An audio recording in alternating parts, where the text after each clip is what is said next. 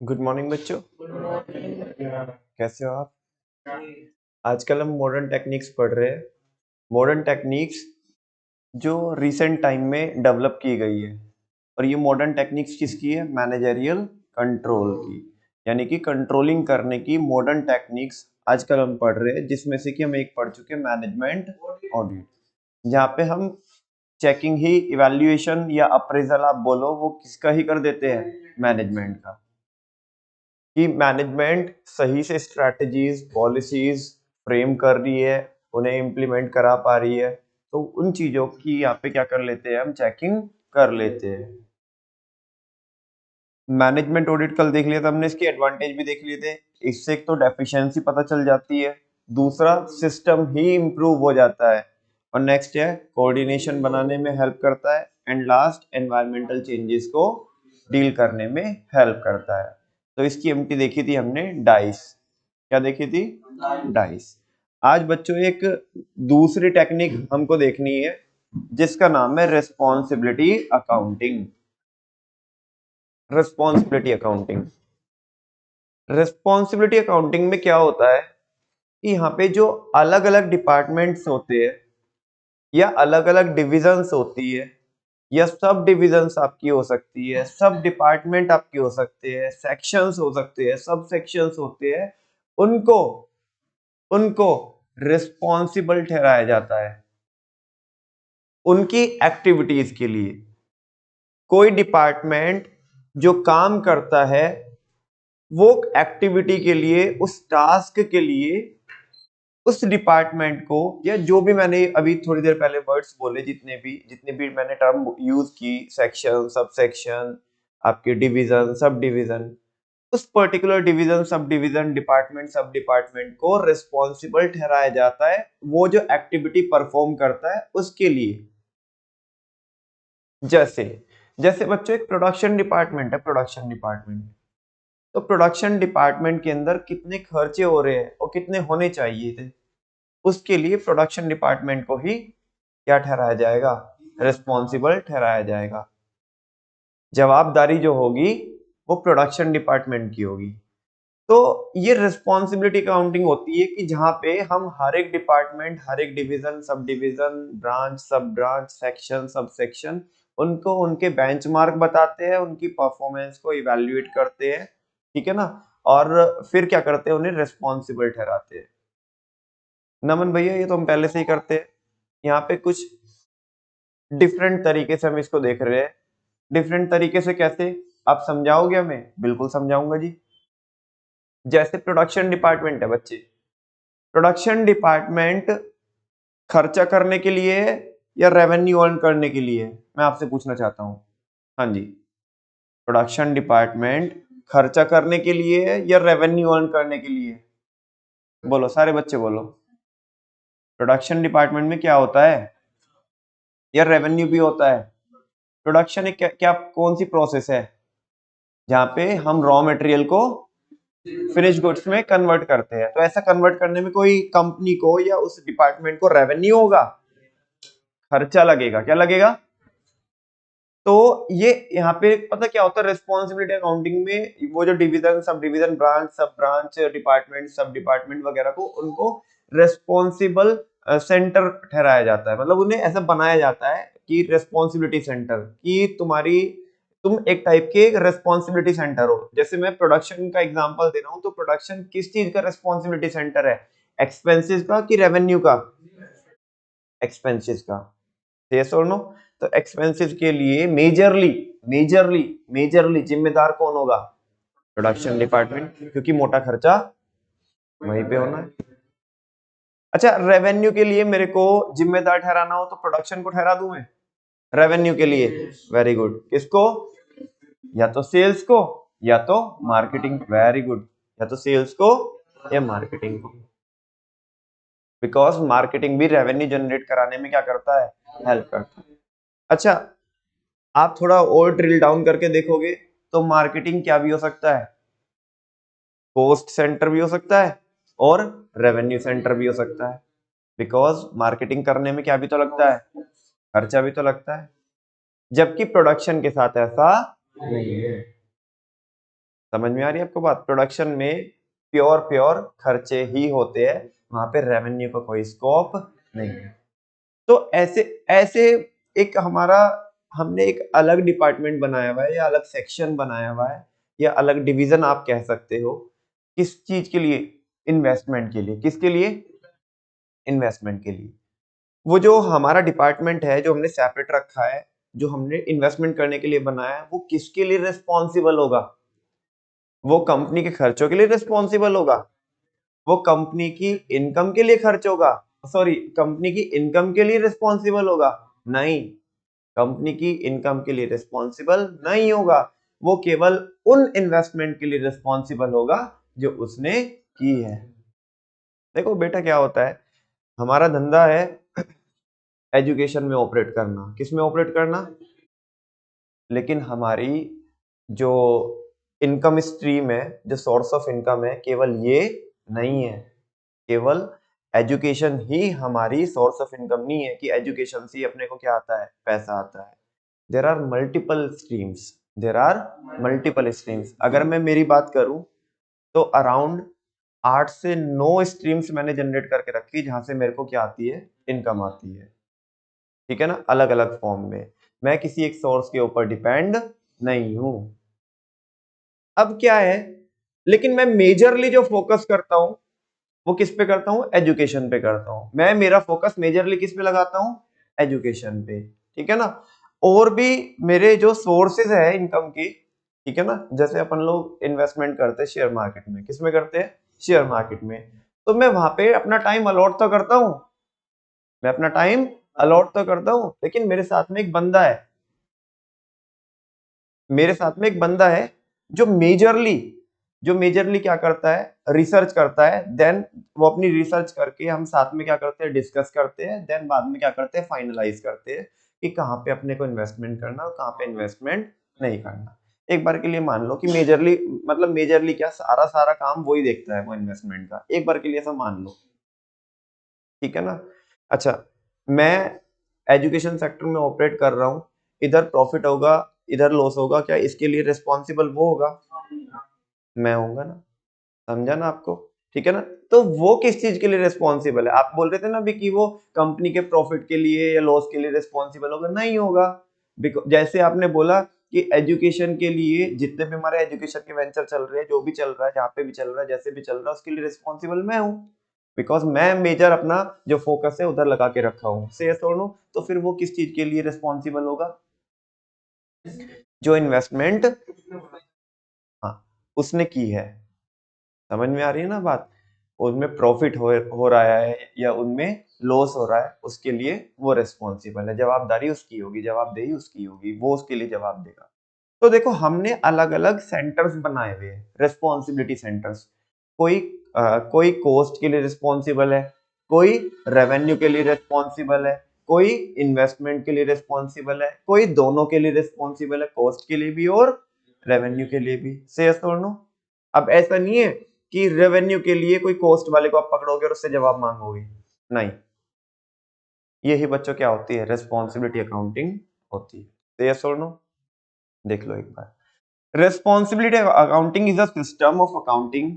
ये ऐसा एक सिस्टम होता है अकाउंटिंग का इन विच डिफरेंट सेक्शंस, जहाँ पे जो अलग अलग सेक्शंस होते हैं या डिविजन्स होती है या डिपार्टमेंट्स होते हैं of an organization are set up as responsibility centre. अलग अलग डिपार्टमेंट को अलग अलग असाइनमेंट के लिए, अलग अलग टास्क के लिए उन्हें कैसे ट्रीट किया जाता है, कैसे माना जाता है, कैसे कंसिडर किया जाता है? रेस्पॉन्सिबिलिटी सेंटर के जैसा। किसके जैसा? कि भाई तुम्हारी इस चीज की रिस्पॉन्सिबिलिटी है। The head of the centre is responsible for achieving the target set for his centre. जो क्या होता है, इस जो हमने डिपार्टमेंट बनाए हैं, डिवीजन बनाए हैं, उनका जो हेड होता है वो किस चीज के लिए रिस्पॉन्सिबल होता है? जो काम हमने उन्हें करने बोला है या दिया है, जो काम हमने उन्हें दिया है उस चीज के लिए वो क्या होता है? रिस्पॉन्सिबल होता है। कोई नई बात नहीं है।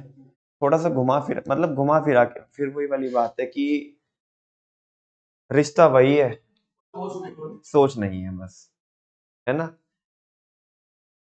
सामने से फेस चेंज हुआ है, मसाला वही है। ऐसा तो हम ऑर्गेनाइजिंग में भी करते थे, काम को डिवाइड करते थे, याद आ रहा है आपको? Identification and division of work, then क्या करते थे? डिपार्टमेंटलाइजेशन, उसके बाद आओ अब assignment of duties, and the last one is establishing reporting relationship.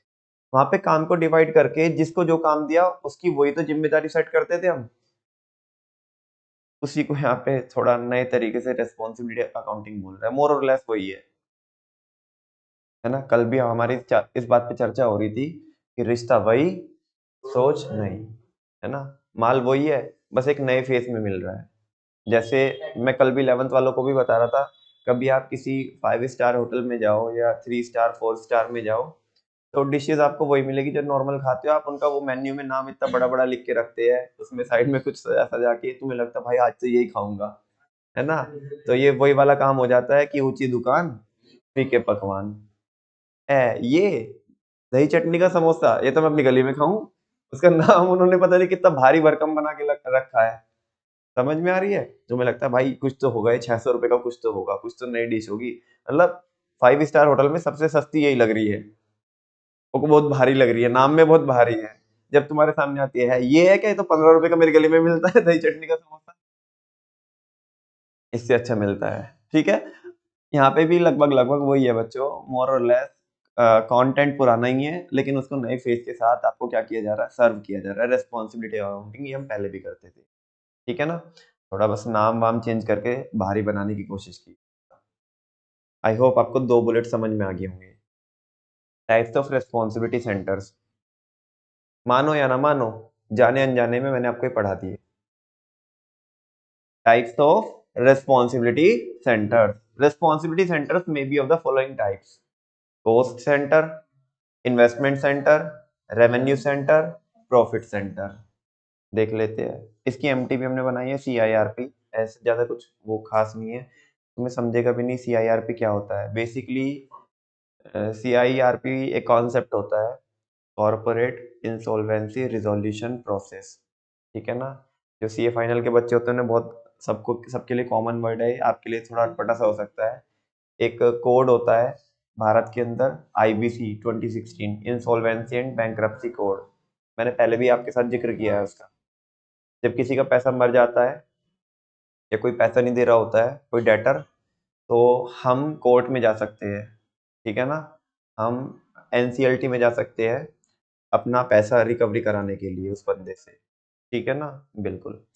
तो वहां पे एक कॉन्सेप्ट, एक टर्म यूज होती है CIRP, corporate insolvency resolution process. वैसा करके मैंने उसे सोच करके इसकी एमटी बनाई है, CIRP। CIRP बोले तो C for cost centre, I for investment centre, R for और P for profit centre. Cost centre देखो, अ कॉस्ट और expense centre is a segment. Cost या एक्सपेंस सेंटर एक ऐसा सेगमेंट होता है ऑर्गेनाइजेशन का in which managers are held responsible for the cost incurred। जहां पे मैनेजर किसके लिए रिस्पॉन्सिबल होता है, जो उसने खर्चा किया है ना। जैसे कि मैं आपको बोल रहा हूँ, हल्का फुल्का ही थोड़ा बहुत चेंज हो सकता है, बाकी मोर और लेस सेम ही है। प्रोडक्शन डिपार्टमेंट कितनी यूनिट्स उन्होंने प्रोड्यूस की उसके लिए रिस्पॉन्सिबल होता है। साथ में यहाँ पे उन्होंने ऐड ऑन कर दिया कि वो खर्चे के लिए भी क्या होंगे, रिस्पॉन्सिबल होंगे। और ऐसा नहीं है कि कोई नई बात बोली है, प्रोडक्शन वाले खर्चे के लिए रिस्पॉन्सिबल होते हैं, ठीक है। In the centre but not for the revenue, लेकिन ये कतई भी, बिल्कुल भी किसके लिए रेस्पॉन्सिबल नहीं होंगे। मतलब हुआ यूं कि तुम्हारी कंपनी का जो टारगेट रेवेन्यू था, जो गोल था रेवेन्यू के लिए, वो अचीव नहीं हुआ, और तुमने सारा जाके ठीक रहा किसके सर फोड़ दिया, प्रोडक्शन डिपार्टमेंट के। वो बोलेगा ए निकल जाओ इधर से, मेरा दूर दूर तक भी, मेरा दूर दूर तक भी रेवेन्यू के साथ कोई रिश्ता नहीं है। हालांकि ऐसा नहीं है कि रिश्ता नहीं है, सारे बच्चों को पता रिश्ता है, लेकिन डायरेक्टली तो नहीं है, इनडायरेक्टली तो है। समझ में आ रही है ना बात? क्योंकि अगर प्रोडक्शन वाला दिक्कत करेगा तो सेल्स वाला तो पागलों जैसे परफॉर्म करेगा, समझा ना। प्रोडक्शन ही नहीं टाइम पे होगा तो सेल्स वाला कैसे सेल्स कर पाएगा। For example in manufacturing organization the production department is classified as a cost centre. इतना सुनने लायक है, समझने लायक है कि प्रोडक्शन डिपार्टमेंट को क्या बोलते हैं हम, कॉस्ट सेंटर बोलते हैं। क्या बोलते हैं? अब मुझे लग रहा है कि अब इससे ज्यादा बताने की आपको जरूरत नहीं है कि इसे कॉस्ट सेंटर क्यों बोलते हैं। फिर भी अगर मैं पूछ लूं आपसे कि इसे कॉस्ट सेंटर क्यों बोलते हैं, तो आप एक लाइन में जवाब दे पाओगे? बिकॉज प्रोडक्शन डिपार्टमेंट या प्रोडक्शन करने में कॉस्ट लगती है, खर्चा लगता है, वहां पे रेवेन्यू का कोई काम नहीं है। दैट्स वाई वो क्या है, कॉस्ट सेंटर है। नेक्स्ट है बच्चों इन्वेस्टमेंट सेंटर। क्या है? मैंने अभी आपको एग्जांपल देके बताया। एक सेगमेंट हमने ऐसा बनाया हुआ है जिसका काम ही क्या है, इन्वेस्टमेंट करना। तो वो किसके लिए रिस्पॉन्सिबल होगा? जो इन्वेस्टमेंट उन्होंने करा के दी है, कि वो इन्वेस्टमेंट प्रॉफिट जनरेट करके दे रही है, loss making investment. An investment centre is responsible not only for profits. ये केवल उन इन्वेस्टमेंट हमने की है, उन इन्वेस्टमेंट से जनरेट होने वाले प्रॉफिट के लिए रिस्पॉन्सिबल नहीं है, साथ में किसके लिए भी responsible also for the investment made, जो उन्होंने इन्वेस्टमेंट की है। तुम बोलोगे कि भैया इन्वेस्टमेंट जो हमने की है उससे क्या आना चाहिए, केवल और केवल प्रॉफिट आना चाहिए। क्या आना चाहिए? अरे प्रॉफिट तो ठीक है, प्रॉफिट आना चाहिए, तुम्हारी कैपिटल भी सेफ रहनी चाहिए। मैं आपको एग्जांपल देता हूँ। आपने तारक मेहता का उल्टा चश्मा देखा होगा आई थिंक, और अभी भी देखते हो। एक एपिसोड अगर आपने देखा हो, जिसमें होता यूं है कि वो सुंदरलाल सोसाइटी का काम कर रहा होता है, कॉन्ट्रैक्ट लिया होता है, ज्यादा खर्ची कर देता है, 5 लाख रुपए की डिमांड करता है, सोसाइटी वाले मना कर देते देने के लिए। तो हमेशा हमेशा कटना तो किसका ही होता है, जेठालाल का, चाहे डायरेक्टली चाहे वो टैक्सी का क्या हो, खर्चा हो, हाँ भाड़ा हो, चाहे टैक्सी का, चाहे बाकी कोई दूसरा कुछ भी हो, मतलब वो उसको आता है उसको कि कैसे काटना है जेठालाल का, है ना। टोपी पहना ही देता है, आते ही आम की पेटी पकड़ा देता है, तो बड़ा महंगा 1250 रुपए का आम पड़ जाता है उसको। ठीक है। तो अब उसमें तुमने अगर आगे देखा हो, तो भाई बहन तो बहन होती है, भाई की फिक्र होती है, ठीक है ना। जेठालाल के घर के गहने जेठालाल को एक गिरवी रख के, ठीक है ना, जेठालाल को ही गिरवी रख के उससे ही पैसे निकलवा लिए। और जेठालाल ने क्यों दे दिए वो पैसे? लालच में। किसमें? लालच में। बिकॉज उसको 15 दिन के लिए 50,000 रुपए का क्या मिलता है, प्रॉफिट मिलता है, इंटरेस्ट मिलता है। समझ में आ रही है ना बात आपको? मतलब ऐसा 15 दिन के लिए 5.5 लाख रुपए दिए, उसमें 6 लाख मिलने थे। जान दो, सारी बात छोड़ो, मेरे ख्याल 5,000 रुपए का बागा कोई नाम भी दे दिया। अब वो पैसा तो आना नहीं, क्योंकि गया वो किसको है, सुंदरलाल को। अच्छा वो गया क्यों है पैसा? लालच में। किस में गया है? लालच में। केवल ये मत देखो कि प्रॉफिट आ रहा है 50,000 रुपए का, तुम ये भी देखो कि तुम्हारी कैपिटल भी सेफ है या नहीं है। कहीं जितना पैसा डुबोया, कहीं जितना पैसा लगाया था वो सारा का सारा डूब ना जाए, प्रॉफिट तो छोड़ दो। समझ में आ रही है बात? इसीलिए वॉरेन बफेट बोलता है, there are two rules for investment, there are two rules for investment. Rule number 1 is protect your capital. Verma ji, rule number 1 is protect your capital, and the rule number 2 is never forget rule number 1. लोग लालच में आकर के अपनी capital को ऐसी जगह invest कर देते हैं उसको, जहां पे उन्हें आज के टाइम पे तो लग रहा है प्रॉफिट आएगा। वो प्रॉफिट तो एक केवल जस्ट दिखावा है, लेकिन प्रॉफिट का कीजिएगा ही क्या आप, जब आपकी कैपिटल ही साफ हो जाएगी, है ना। बिकॉज कैपिटल को प्रोटेक्ट करना इतना जरूरी है कि आज जो तुम 1 करोड़ रुपए, 2 करोड़ रुपए, 10 करोड़ रुपए जिसे कैपिटल का एक बेस मान के बैठे हो, और उसको तुम मार्केट में रोटेट कर रहे हो, ऐसे बोलते हैं ना, धंधे की लैंग्वेज में बोलते हैं कि भाई रोटेशन घूम जाए एक बार मार्केट में, बस पैसों का एक बार क्या घूम जाए। बाप लोगों से सुना हो तुमने ऐसे बोलते हुए, भाई साहब बस एक बार रोटेशन घूम जाए एक अच्छी खासी कैपिटल का, उसके बाद तो फिर हम बताएंगे पैसा कैसे कमाया जाता है। और सारा गेम ही किसका है, रोटेशन का।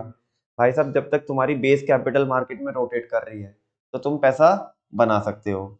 जिस दिन तुम्हारी जो कैपिटल है, वो जो कैपिटल का जो बेस है, वो बेस साफ हो गया, ठीक है ना, उस दिन तुम्हारा मनी रोटेट ही नहीं कर पाएगा। अगर हम उधर पढ़ के आते हैं इकोनॉमिक्स में, क्या पढ़ के आते हैं? Money multiplier. क्या पढ़ के आते हैं?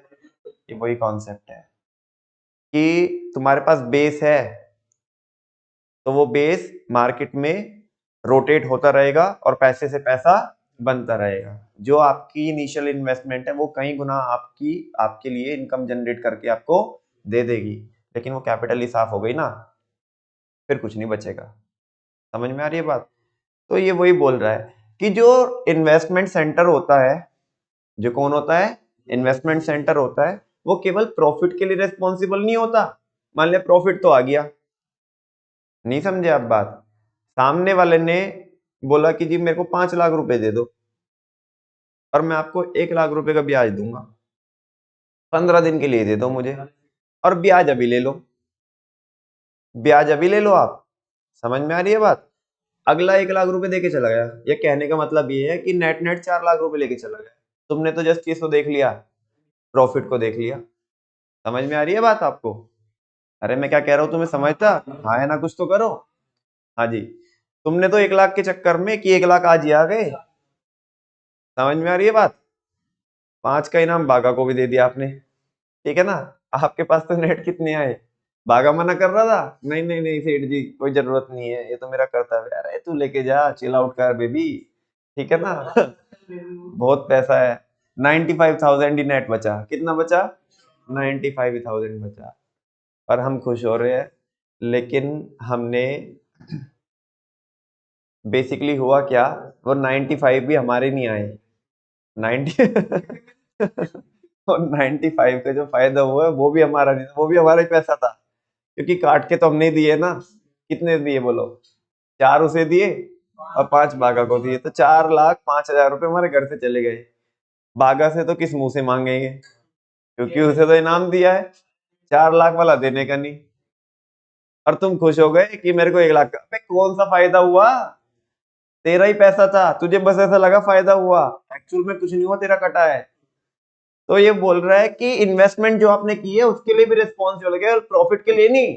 जो इन्वेस्टमेंट की है, जो कैपिटल तुमने लगाई है, वो कैपिटल के लिए भी रिस्पॉन्सिबल होता है in the centre, in the form of assets. कि जिस असेट में तुम पैसा लगा रहे हो कि वो असेट सेफ है भी या नहीं भी है। वापस से बताता हूँ, मेरा मेन जो फोकस रहता है वो एजुकेशन पे है, लेकिन उसके साथ में और भी स्ट्रीम्स है। समझ में आ रही है ना? तो कह रहे हैं कि जो तुमने असेट जनरेट करी है, जो तुमने क्या करी है, असेट जनरेट करी है, उसके लिए भी इन्वेस्टमेंट सेंटर क्या होता है, रिस्पॉन्सिबल होता है कि वो जो तुमने असेट जनरेट करी है वो बराबर है या नहीं है। लेकिन वो इन्वेस्टमेंट सेंटर मेरे मेन धंधे के लिए रिस्पॉन्सिबल नहीं होगा, बिकॉज यहाँ की डिसीजन मेकिंग मैं करता हूँ, वो नहीं करता है। सिंपल। हर एक कंपनी, कल भी मैं एग्जांपल दे रहा था आपको इकोनॉमिक्स में, त्यागी जी को यहाँ पे बुलाया था। हमारा मेन धंधा कुछ हो रहा है, लेकिन ऐसा नहीं है कि हम दूसरी कंपनी के शेयर्स नहीं खरीद सकते। खरीद सकते कि नहीं खरीद सकते? मतलब एक कंपनी भी दूसरी कंपनी के क्या खरीदती है? शेयर्स खरीदती है। उनका जबकि धंधा मेन कुछ और होता है, तो उनकी बैलेंस शीट में ऐसा पड़ रहता है इन्वेस्टमेंट इन XYZ लिमिटेड, कोई भी जो भी है। समझ में आ रही है बात? तो वैसा the investment made in each centre is separately ascertain. आपने अलग अलग सेगमेंट में, अलग अलग एरियाज में कितनी कितनी इन्वेस्टमेंट की है, उस चीज को फाइंड आउट किया जाता है कि भाई आपने इस सेक्टर में कितना पैसा लगाया है, या उस सेक्टर में कितना पैसा लगाया है, इस कंपनी में कितना पैसा लगाया है। And the return on investment is used as a basis for judging the performance of the centre. और ये मैं आज ही पढ़ाऊंगा आपको उसके साथ।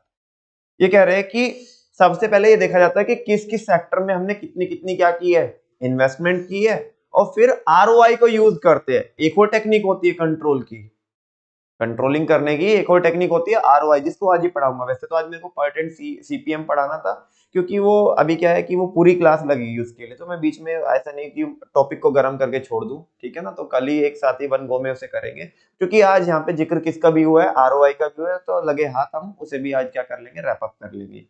कह रहे हैं कि सबसे पहले देखा जाता है कि किस किस सेक्टर में अपन लोगों ने कितना कितना पैसा लगाया है, वो चीज फाइंड आउट की जाती है। देन फिर ROI निकाली जाती है। क्या निकाली जाती है? ROI बोले तो रिटर्न ऑन इन्वेस्ट। कुछ नहीं है बेटा, इकोनॉमिक्स में पढ़ा के आए हो, MEI है। क्या है? मार्जिनल एफिशिएंसी ऑफ इन्वेस्टमेंट को ही बिजनेस में, ऐसा इधर फाइनेंस में क्या बोलते हैं, ROI, रिटर्न ऑन इन्वेस्टमेंट। सारे बच्चों को पता है MEI कैसे निकालते हैं, prospective yield upon supply price into 100। इधर आरओआई कैसे निकालते हैं सुन लो। आरओआई निकालते हैं आपकी जो ईबीआईटी होता है ना, EBIT earning before interest and tax, यानी कि जो आपने किसी प्रोजेक्ट में लगा करके पैसा कमाया है और उसमें से ना तो अभी इंटरेस्ट दिया आपने ना टैक्स दिया, उसे बोलते हैं ईबीआईटी।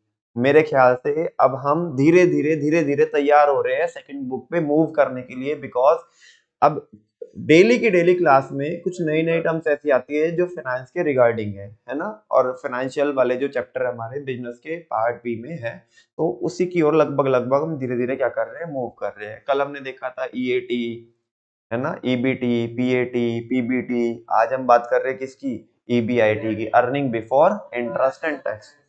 मैंने 1 लाख रुपए लगा करके 10,000 रुपए कमाए, यही एग्जांपल मैं आपको एमईआई में भी दे रहा था।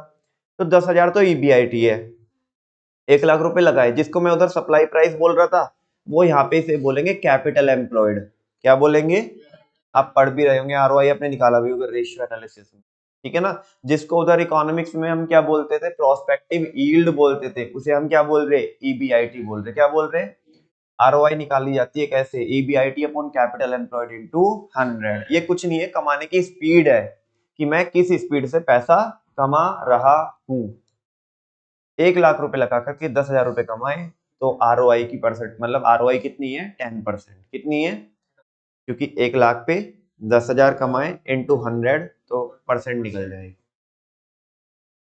है ना। जैसे तुम अभी क्या है कि हमारी कंपनी है, हमारी कंपनी ने तुम्हारी कंपनी में क्या करके रखा है, इन्वेस्टमेंट करके रखा है, सब बच्चों की अलग अलग कंपनी में। तो हम ये देखेंगे कितने कितने इन्वेस्टमेंट की हमने, और फिर क्या करेंगे, आरओआई निकालेंगे हर एक कंपनी की।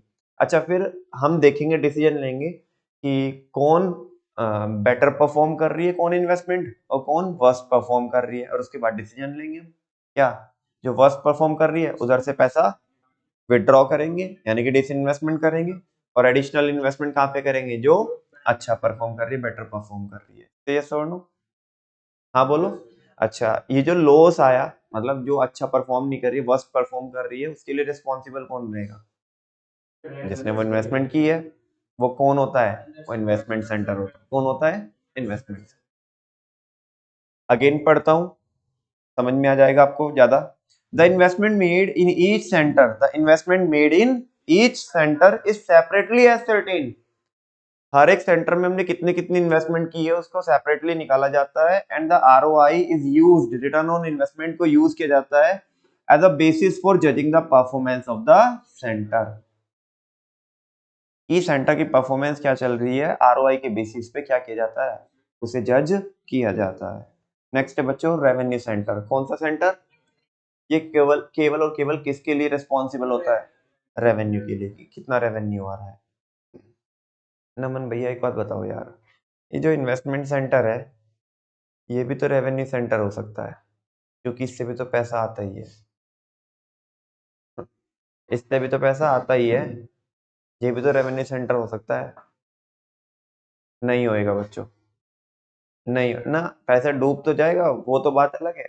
ऐसा तो पैसा इसमें भी डूब सकता है, रेवेन्यू सेंटर में। अगर फैशन आउटडेट हो गया और हमारी सेल्स नहीं हो पाई, तो पैसा तो इधर भी डूब सकता है। लेकिन invest very good, investment centre में रेवेन्यू सेंटर में फर्क है, और फर्क ये है कि रेवेन्यू सेंटर तो हमारा ओसीओ भी है, बताया था आपको। रेवेन्यू सेंटर तो हमारा ओसीओबी है। ओसीओबी बोले तो ordinary course of business, ordinary course of business जो हमारा काम मेन है, जो हम डेली का डेली करते हैं। लेकिन इन्वेस्टमेंट करना हमारा मेन काम नहीं है, वो तो हम करते हैं, लेकिन मेन काम नहीं है। तुम्हारे पापा कोई भी बिजनेस करते हैं, साथ में कभी कभी ऐसा भी कर लेते हैं, दो चार कोई प्रॉपर्टी मिल जाती है अच्छे भाव में, तो उसकी खरीद बेच भी कर देते हैं। लेकिन मैं आपसे पूछना चाहता हूँ कि वो जो मेन जो प्रॉपर्टी डीलिंग का काम है, क्या वो मेन काम है आपके पापा का, नहीं, वो तो ऐसे एक्स्ट्रा पैसा रखा हुआ है कुछ टाइम के लिए, ठीक है ना। और कोई डील अच्छी मिल जा रही है, और मुझे मतलब आपके पापा को ऐसा लग रहा है कि इधर मैं इतने में ले लूंगा, ये साथ में कोई खरीदार भी है, कोई खरीदार भी है, साथ के साथ में कोई खरीदार भी है। जस्ट आपके पापा मीडिएटर बने, बैनामा भी अपने नाम नहीं कराया, रजिस्ट्री भी अपने नाम नहीं कराई, बाहर के बाहर पास कर दिया, 50 लाख की प्रॉपर्टी खरीदी, 70 की बेची, बैनामा भी सीधा उसी के नाम करा दिया। लेकिन मुझे ये बताओ, क्या ये काम अगर ऐसा है तो क्या ये आपके पापा का मेन काम है? अनटिल एंड अनलेस आपके पापा प्रॉपर्टी डीलिंग का ही काम न करते हो। अगर वो काम करते प्रॉपर्टी डीलिंग का ही तो उनका ओसीओबी हो गया वो। लेकिन अगर ऐसे 2-4 साल में कर देते, 2 साल में, 3 साल में 2-4 प्रॉपर्टी की खरीद बेच कर देते हैं तो मेन काम नहीं है। समझ में आ रही है? दैट्स वाई वो इन्वेस्टमेंट सेंटर में आएगा, लेकिन जो तुम्हारे पापा डेली करते हैं वो रेवेन्यू सेंटर में आएगा। समझ में आ रही है ना बात? देखो, अ revenue centre is a segment, ये वो सेगमेंट होता है ऑर्गेनाइजेशन का which is primarily responsible for generating revenue, जो प्राइमरली मेनली किसके लिए रिस्पॉन्सिबल होता है? रेवेन्यू जनरेट करने के लिए, जो हमारा मेन धंधा है, ठीक है ना, ना कि इन्वेस्टमेंट के लिए। ठीक है, इन्वेस्टमेंट वाला रेवेन्यू के लिए नहीं होगा, रेवेन्यू वाला इन्वेस्टमेंट के लिए नहीं होगा, इन्वेस्टमेंट वाला इन्वेस्टमेंट के लिए होगा, रेवेन्यू वाला रेवेन्यू के लिए होगा। दोनों में फर्क सारे बच्चों को समझ में आता है। ये हमारा ओसीओबी है, वो हमारा ओसीओबी नहीं है। तुम बोलोगे भैया कुछ एक कंपनी ऐसी होती है जिनका काम ही क्या करना होता है? इन्वेस्टमेंट करना होता है, तो फिर उनका ओसीओबी वो हो जाएगा। जैसे बैंक है, बैंक का काम ही क्या है? लोन देना। समझ में? तो बैंक का रेवेन्यू ही क्या है? वो ऊपर वो जो इन्वेस्टमेंट सेंटर, उनका ओसीओबी में रेवेन्यू ही वही है। समझा क्या? आगे, for example the marketing department of an organisation में be classified as a revenue centre. अभी आपने भी एग्जांपल बताया था सबसे पहले ये कि मार्केटिंग को आप क्लासिफाई कर सकते हो क्या? रेवेन्यू सेंटर है। वो एक क्या है? इनफैक्ट सेल्स को भी कर सकते हैं। नेक्स्ट है बच्चों प्रॉफिट सेंटर। क्या है प्रॉफिट सेंटर? जो किसके लिए रिस्पॉन्सिबल होता है? प्रॉफिट के लिए। प्रॉफिट कैसे निकलता है मुझे बताना। फाइनली प्रॉफिट किसका नेट करके निकलता है? सेल माइनस जीपी करके प्रॉफिट निकलता है। अरे वेरी गुड। यानी कि सेल बोले तो रेवेन्यू, रेवेन्यू में से कॉस्ट हटा दो तो प्रॉफिट निकलता है। तो इसका मतलब जो प्रॉफिट सेंटर है, जो प्रॉफिट सेंटर है वो किसके लिए रिस्पॉन्सिबल होता है? दोनों चीजों के लिए, रेवेन्यू के लिए भी और कॉस्ट के लिए भी, बिकॉज प्रॉफिट तभी तो आएगा ना। देखो, अब profit centre is a segment of an organisation. Profit centre एक ऐसा सेगमेंट होता है, ऐसी डिवीजन होती है ऑर्गेनाइजेशन की, whose manager is responsible for both, जिसका मैनेजर दोनों के लिए रिस्पॉन्सिबल होता है, रेवेन्यू के लिए भी और कॉस्ट के लिए भी। फॉर एग्जाम्पल सुनो अभी, इसका मैं एग्जाम्पल दे रहा हूँ, बिल्कुल रियलिटी वाला एग्जाम्पल। देखो, आप 2 व्हीलर खरीद के लेके आते हो, ठीक है ना, कोई भी आज के टाइम पे यही मॉडल चलता है, 2 व्हीलर कोई भी खरीद के लेके आओ और उसकी मेरे ख्याल शुरू में 3 या 4 सर्विस फ्री आती है। सर्विस फ्री आती है ना, 5 सर्विस फ्री आती है ना, मेरे ख्याल कुछ उसमें टाइम वो रहता है, किलोमीटर की लिमिट रहती है, कितने किलोमीटर चलने पे। इनफैक्ट वो कॉल भी करते हैं आपको, टाइम का भी रहता है और किलोमीटर का भी रहता है, दोनों लिमिट रहती है। ठीक है ना? अच्छा, अब वे जो इनके जो सर्विस सेंटर होते हैं, जैसे तुमने ऐसा देखा होगा, अक्सर ऐसे रहता है कि ऊपर तो उधर उनका आउटलेट है, शोरूम है, नीचे बेसमेंट में उनका सर्विस सेंटर है। लगभग लगभग हर जगह यही आप ऐसे देखने मिलता है आपको। लेकिन देखो, वो है तो सर्विस सेंटर किसके ही? मान लिया आपने हीरो की कोई बाइक ली या होंडा का आपने वो एक्टिवा वगैरह निकलवाया, ठीक है ना, तो सर्विस सेंटर है तो उनके ही, लेकिन ऑल टुगेदर डिफरेंट है वो। उनका उससे रिटेल आउटलेट से कोई मतलब नहीं है, उनके ही है, उनके ही। मतलब कहने का मतलब ये है, वो 2 बच्चे एक ही बाप के हैं। जब हम डिविजनल स्ट्रक्चर पढ़ रहे थे, मैंने तब भी ये लाइन बोली थी आपको कि वो 2 बच्चे एक ही बाप के हैं, लेकिन वो आपस में एक दूसरे को भाई भाई नहीं मानते। समझ में आ रही है बात? अच्छा, अब वो जो 5 सर्विस फ्री दी है, वो किसने दी है आपको? वो सर्विस सेंटर वालों ने दी है या होंडा ने दी है आपको? होंडा ने दी है। किसने दी है? क्योंकि आपने उनका क्या लिया है? एक्टिवा लिया है। समझ में आ रही है? लेकिन इसका मतलब ये नहीं है कि वो आपसे पैसा चार्ज नहीं करते, तो सर्विस सेंटर वाले उनसे भी पैसा चार्ज नहीं करते। हाँ, वो जो सर्विस सेंटर वाले होते हैं, वो क्या, वो बिलिंग करते हैं किसको? होंडा को। वो 5 सर्विस का आपके नाम बिलिंग नहीं होती, होंडा के नाम बिलिंग होती है, हालांकि बच्चे उन्हीं के ही है। समझ में आ रही है बात? तो अब वो जो क्या है, वो जो उनका रिपेयरिंग सेंटर है, जो सर्विस सेंटर है, वो उनका प्रॉफिट सेंटर बन जाएगा। क्या बन जाएगा? क्योंकि वो खर्चा भी करता है। वो क्या भी करता है? खर्चा भी। भाई रिपेयरिंग में जब वो आएंगे सर्विस करेंगे तो उसमें खर्चा भी लगेगा, और वो क्या भी करता है? बिलिंग भी करता है। क्या भी करता है? तो कलेक्शन भी कर रहा है। क्या भी कर रहा है? कलेक्शन भी कर रहा है, और नेट नेट फिर क्या जनरेट करके दे रहा है कंपनी को, ओवरऑल कंपनी को क्या जनरेट करके दे रहा है, प्रॉफिट। दैट्स वाई बच्चों वो जो सर्विस सेंटर होता है उसको आप क्या बोल सकते हो, प्रॉफिट सेंटर बोल सकते हो, बिकॉज वो कॉस्ट के लिए भी रिस्पॉन्सिबल है और रेवेन्यू के लिए भी रिस्पॉन्सिबल है, नेट नेट जिसका इम्पैक्ट पड़ता है किसके ऊपर, प्रॉफिट के ऊपर। अच्छा भैया इसका क्या फिर ये इनका ऐसे क्या फायदा होता है, फायदा इनका ये होता है कि वो इन्होंने ऐसे इसलिए चला के रखा है, 5 सर्विस फ्री देंगे, तुम आओगे, अरे वो जो मोबिल ऑयल है वो तो डलवाओगे ना तुम पैसों का, वो तो पैसों को ही डलेगा ना, वो 300-400 रुपए का तो डलवाओगे, उसमें पैसा बनाते हैं, एडिशनल कुछ काम कराना हो उसमें पैसा बनाते हैं।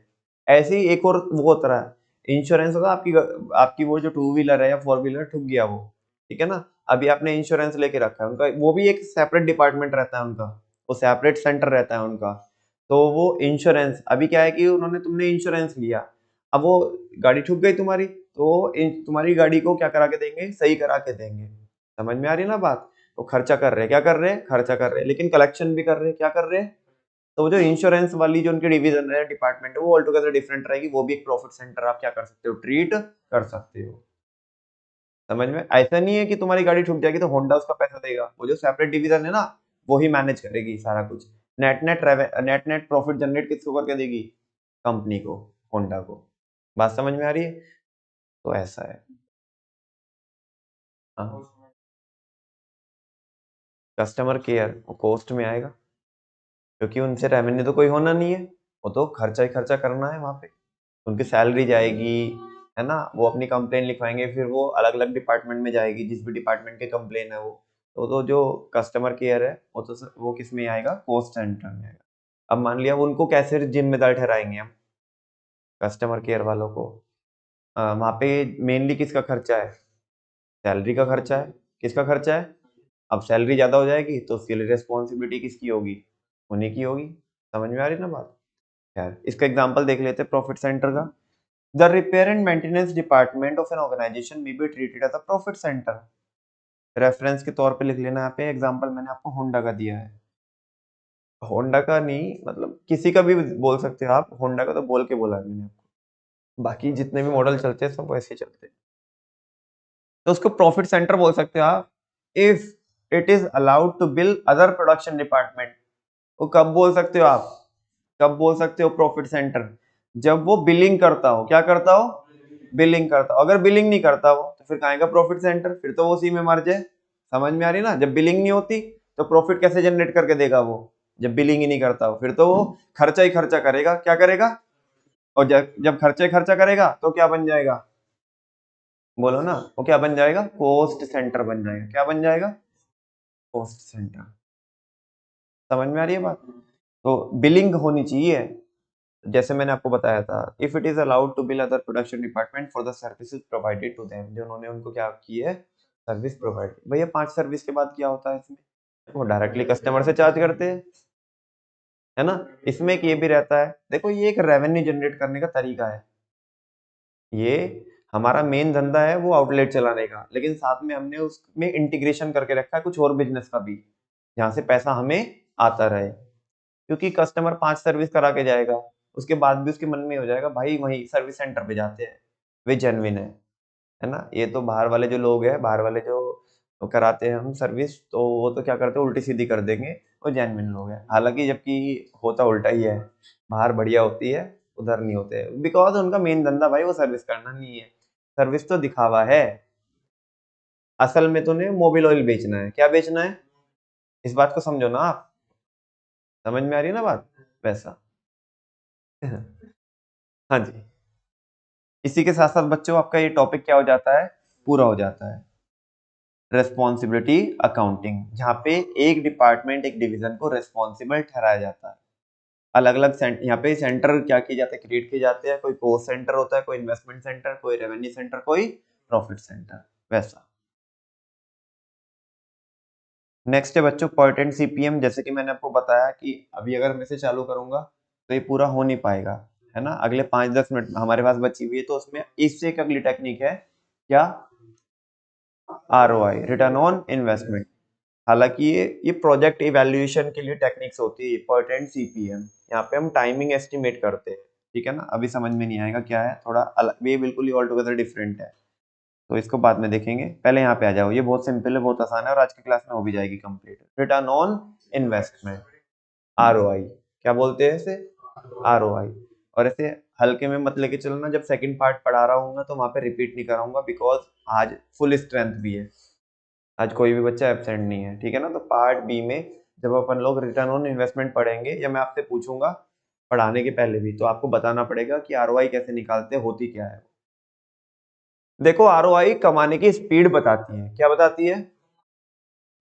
एक बात बताओ बच्चों, एक जवाब दोगे मेरे सवाल का? मैंने 2 लाख रुपए लगा करके, मैंने 2 लाख रुपए लगा करके 20,000 रुपए कमाए। बात समझ में आ रही है? मैंने 2 लाख रुपए लगा करके 20,000 रुपए कमाए, ठीक है। और तुमने 1 लाख रुपए लगा करके 15,000 रुपए कमाए। समझ में आ रही है बात? तो अगर आप एब्सोल्यूट टर्म में देखोगे, एब्सोल्यूट टर्म में, अगर आप एब्सोल्यूट टर्म में देखोगे, किसने ज्यादा पैसा कमाया है? एब्सोल्यूट टर्म में बोल रहा हूं मैं। कितने पैसे कमाए? 20,000। तुमने कितने कमाए? चलो, समझ में आ रही है आपको बात? थोड़ा सा चेंज करके पूछता हूँ इसी बात को। अगर मैं केवल आपको इतना बताऊं कि मैंने 20,000 रुपए कमाए और तुमने 15,000 रुपए कमाए, तो बताओ कौन बढ़िया? जिसने क्या कमाए? कितने कमाए? लेकिन अगर मैं आपको पूरी बात बताऊं, पूरी बात बता भी चुका हूं मैं आपको, ठीक है ना। आपने जो 15,000 रुपए कमाए हैं वो 1 लाख पे कमाए हैं, मैंने 20,000 कमाए तो है लेकिन 2 लाख पे। अभी भी मैं बढ़िया हूं। क्यों?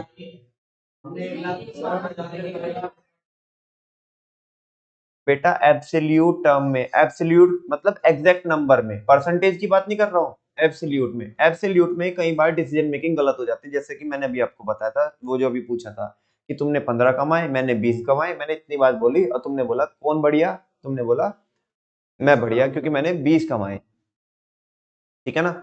हालांकि ये डिसीजन क्या हो सकता है, ये जो आपने इवैल्यूएशन किया ये गलत हो सकता है, क्योंकि आपने तो केवल एब्सोल्यूट नंबर को देख लिया। किसको देख लिया? कमाने की स्पीड को कौन देखेगा? तुमने 15 बनाए एक पे, टाइम छोड़ दो, तुमने 15 बनाए कितने पे? एक पे, ठीक है ना। टाइम की बाद में बात करेंगे, फिलहाल मैं कोई एक्स्ट्रा वो नहीं डालना चाहता हूँ यहाँ पे भी।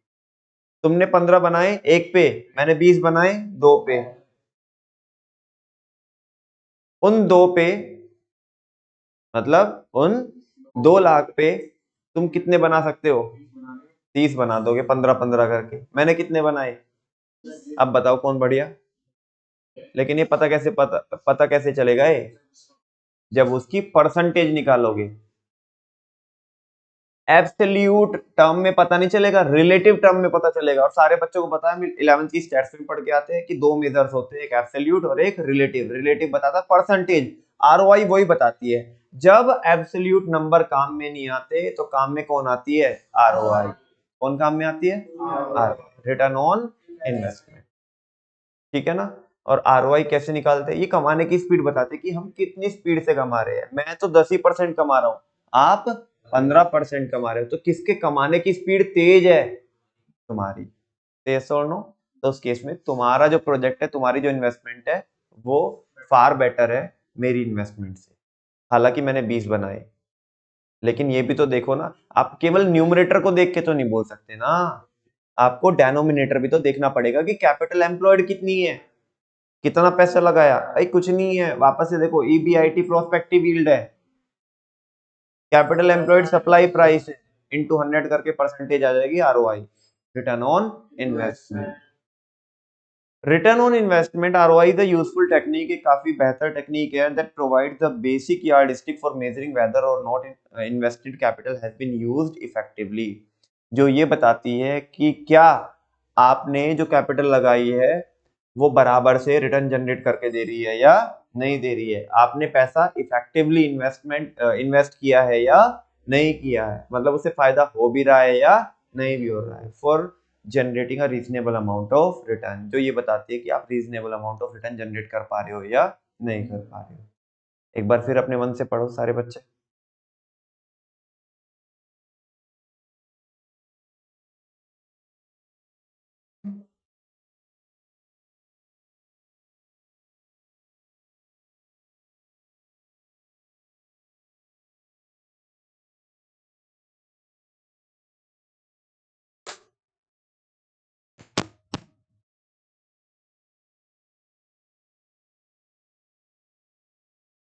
आरओआई एक ऐसी टेक्निक है जो आपको एक बेंचमार्क देती है फॉर मेजरिंग वेदर और नॉट कि क्या आपने जो इन्वेस्ट किए कैपिटल वो यूज इफेक्टिवली हो रही है या क्या जनरेट करने के लिए रीजनेबल रिटर्न।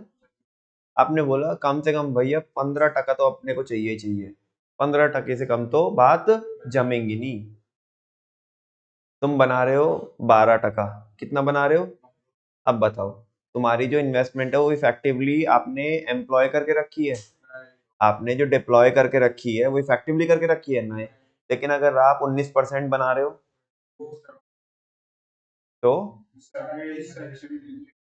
हाँ, अब जैसे मैं बताऊं आपको बेटा, अभी क्या है कि अभी के टाइम पे जो शेयर मार्केट है वो बहुत बूम पे है, ठीक है ना। अभी अगर मैं लास्ट टाइम बताऊं आपको तो मैं 20% के लॉस पे था लास्ट टाइम, मतलब ऐसा 4-5 महीने पहले की बात है, ठीक है। 20 धीरे धीरे करके 20%, मतलब पहले 17% के प्रॉफिट पे था, देन वो मार्केट इतना डाउन में चली गई कि 17% जो प्लस था वो 20% माइनस, यानी कि ओवरऑल लॉस कितना 37%, है ना। लेकिन चुपचाप बैठ जाओ बिल्कुल, मार्केट अपना वर्स्ट क्या कर रही होती है, वर्स्ट वर्स्ट पे मतलब इन द सेंस कि मार्केट डाउनफॉल में होती है, तो बिल्कुल चुप हो जाओ बिल्कुल, है ना। बिल्कुल साइलेंट, ज्यादा पैनिक होने की जरूरत नहीं है। अगर तुमने पहले दिमाग लगा के इन्वेस्टमेंट की है तो, उल्टी सीधी इन्वेस्टमेंट की है तो फिर तो वो लुट के जाओगे तुम, ठीक है ना। बिल्कुल चुप हो जाओ और थोड़ा वेट करो, तब तक मार्केट क्या नहीं होती, रिकवरी में नहीं आती, ठीक है ना। जो 17% के लॉस में आ रखी थी, चुपचाप बैठ जाओ। आज के टाइम पे 25 से भी ज्यादा, इनफैक्ट 30% के आसपास की क्या लेके बैठा हूँ मैं, रिटर्न लेके बैठा हूँ। समझ में आ रही है? 6 महीनों के अंदर अंदर 30% प्लस और 17% जो नेगेटिव में, उतना रिकवर किया है। ओवरऑल कितना? 47%। समझ में आ रही है बात आपको?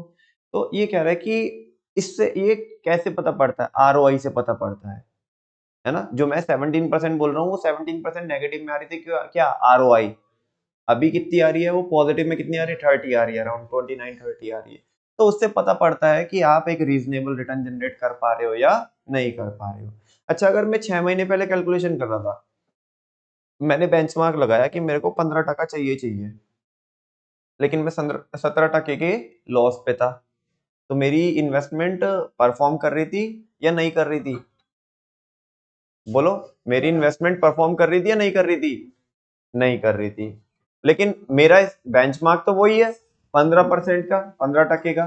लेकिन आज कितना है? 29%। तो बताओ, आज के टाइम पे अगर मैं आरओआई की हेल्प से बोलूं, कंट्रोलिंग करना चाहूं कि मेरी इन्वेस्टमेंट परफॉर्म कर रही है या नहीं कर रही है, बोलो कर रही है कि नहीं कर रही है? कितने से बेटर परफॉर्म कर रही है, कितने परसेंट से, कितने टके से, बोलो ना। कितने से? 14 से। अरे 15 का मेरा बेंचमार्क है, 29 में लेके बैठा हूं, तो कितने से ऊपर चल रही है? वैसा, ठीक है। तो पहला बुलेट वापस से पढ़ो फिर दोबारा से, तुम्हें और समझ में आएगा, इस एग्जांपल की हेल्प से और क्लैरिटी आएगी।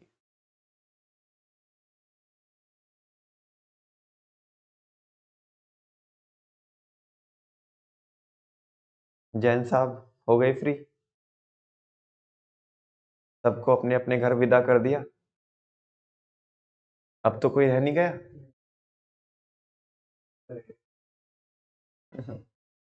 इन्हें भी करवाओ जी, पड़ोसी आपके, ख्याल रखना चाहिए। पढ़ लिया बच्चों? वापस से समझ में आया? आगे, ROI can be use to measure the overall performance. ये तो पिद्दी समझ में ही आना चाहिए अभी आपको।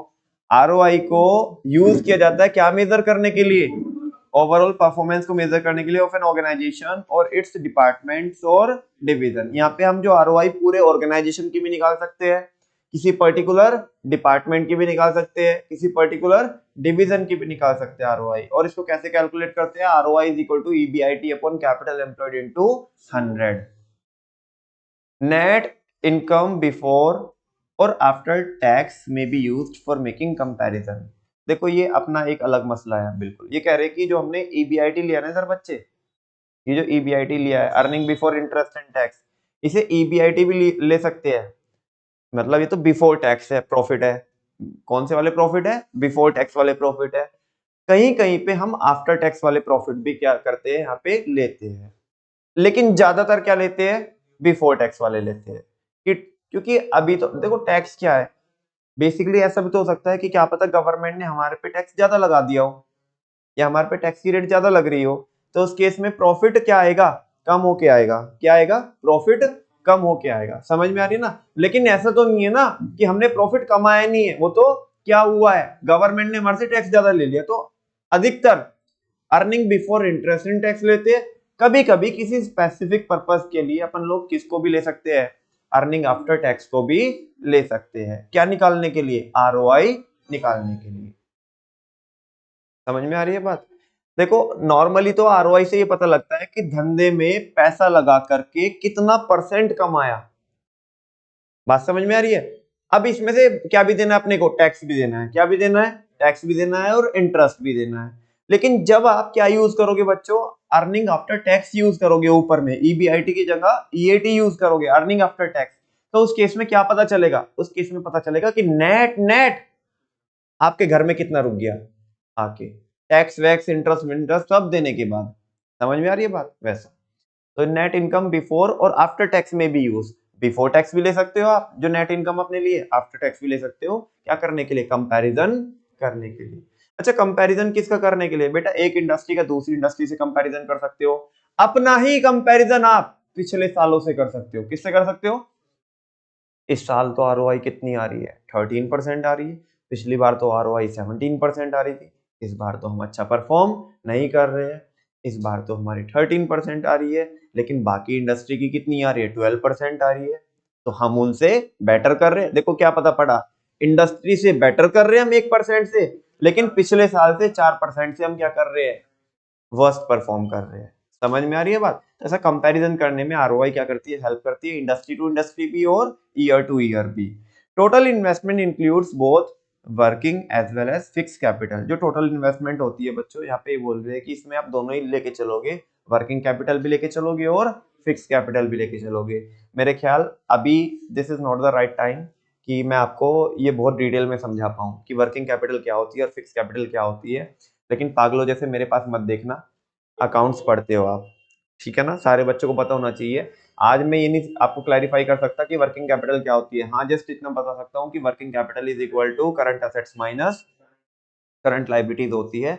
और इसका एक्चुअल में मतलब क्या होता है? एक्चुअल में मतलब क्या होता है? एक्चुअल में मतलब क्या होता है? जनता इसे बस ऐसे सीखती है। वर्किंग कैपिटल सबको इतना ही पता होता है कि working capital is equal to current assets minus current liabilities, इतना ही पता होता है। उन्हें इतनी अकल नहीं होती कि इसका मतलब क्या है, ठीक है ना? लेकिन हम जब पढ़ेंगे पार्ट बी में तो उधर देखेंगे कि इसका एक्चुअल में मतलब क्या है। आज तो मैं बिल्कुल भी नहीं समझा सकता, बिकॉज उसके लिए एटलीस्ट मेरे को 1 से 2 क्लास आपको अलॉट करनी पड़ेगी। तो आज तो इतना ही समझ के चलो जितना बाकी जनता समझती है। सब समझते हैं कि working capital is equal to current assets minus current liabilities, मतलब वो भी लेके चलेंगे इधर, और फिक्स कैपिटल जो आपने लॉन्ग टर्म के लिए लगाई, तो दोनों ही चीज लेके चलेंगे बेस में यहाँ पे, इन्वेस्टेड इन द बिजनेस। ठीक है, एक बार ये और देख लो जल्दी से।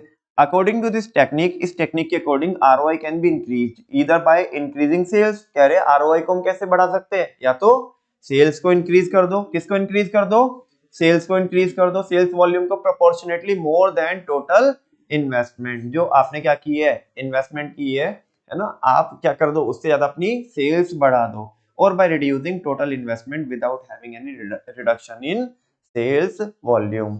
या आप क्या कर दो? आपकी टोटल इन्वेस्टमेंट को क्या कर दो? कम कर दो, without having any reduction in sales volume. बिना किसको कम किए? सेल्स वॉल्यूम को कम किए। देखो बच्चों टाइम थोड़ा ज्यादा हो जाएगा, चलो एक काम करते हैं इसे, या तो अब मैं एग्जांपल देना चालू करूंगा तो फिर 15 मिनट तक खींचेगा। अभी मेरे ख्याल से, मुझे ऐसा लगता नहीं है कि आपको समझ में आया होगा, ठीक है ना? तो इसे एक काम करो, इसे यहीं पे स्किप कर दो, अभी इस क्लास को मैं यहीं पे रोकता हूँ, क्योंकि अदरवाइज मैं उड़ा दूंगा तीनों बुलेट, घर पे जाके गाली दोगे मेरे को। तो इससे अच्छा तो ये है कि मैं इसको यहीं पे छोड़ दूं, कल बराबर से एग्जाम्पल दे करके आपको सभी समझाऊंगा, अदरवाइज इकोनॉमिक्स वालों के साथ बुरा हो जाएगा फिलहाल। थैंक यू वेरी मच बच्चों, आगे चलते हैं।